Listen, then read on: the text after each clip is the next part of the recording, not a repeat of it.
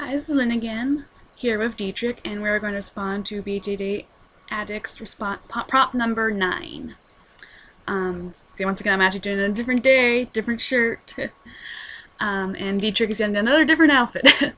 I know I've been using Dietrich a lot, but I thought he was appropriate for the prompt. Prompt number 9 is about how you got into the BJD hobby, and as Dietrich was my first doll, I figured he'd be a good doll to do this with.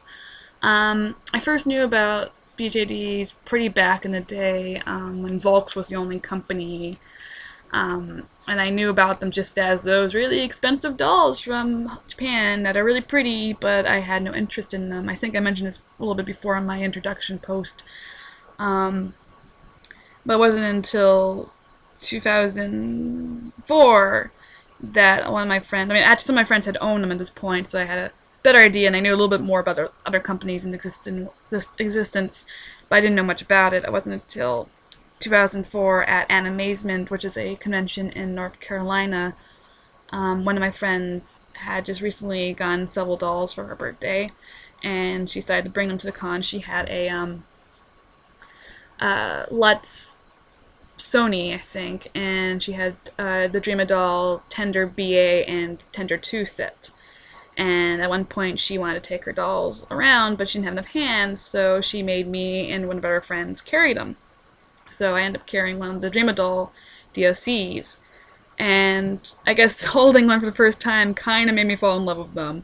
I love the size, because I only knew about the big ones at the time. I was like, oh, they're mini, and they're so cute, and oh god, what's happened to me? Because I was never into dolls before. I had American Girl dolls back when I was little, and I was into them for a time, but I was never super into dolls, much to my mom's disappointment, because my mom was always into dolls. She's got Ginny dolls and American dolls, and she's got a doll from Germany that's all special made. But I was never really into them as much. So when I got into it, it was really a big surprise for everyone, but I guess really holding them and just seeing other dolls, because I went to doll meets with her, and saw everyone interacting with them, and I was like, hey, these are really cool. And I guess because it is part of the fact that they do have that kind of anime look to them. Like, I tend to not like the more realistic looking dolls. I like the more fantasy looking ones, like Dream-A-Doll. And so, like, after the call, my friend had basically convinced me that you need one, and she told me about Dream-A-Doll, and she thought that I should get some of the twin sets because they'd be cheaper, and at the time I was much about the cheapness. But I also looked around at Lutz, and unfortunately, the very first doll I ever fell in love with was the L Sapphire, which was one of those Delph art dolls that they only had like 10 worldwide made, and was really, it was about $1,000 I think originally, because I remember it was still available when I saw it, and I was just like, ah, why me? And that just kind of, I think, gave a first indication about my tendency to fall in love with really limited dolls after they're no longer available. But eventually I realized, oh, it's just an L, just really the outfit was the limited part, and that I could, if I really wanted an L, I could. But the funny thing is, I still don't have an L, despite all those years, and I actually still considering one, but other dolls have gone in the way. But then I went to Dream-A-Doll, and looked there, and like, hey, these prices are a little better. And I didn't know my parents were going to take it, because I thought, at the time I didn't have my own PayPal and everything, so I knew I'd have to buy it for my dad, and I thought my parents were going to be like, oh, you're too expensive. No, my parents absolutely love them.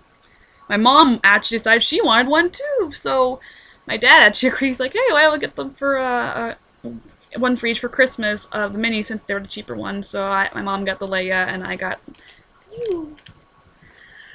And like I said, I had no idea what I was doing. It was probably a pretty brash decision, to be honest, since I didn't even think about much. I just chose based on price, what I thought was the best deal, and which one had the best outfit and look. So, but I love Dee, and I'm glad I got him, even though I had no idea what I was gonna do. And there's Crystal again. She really likes to get involved in these videos.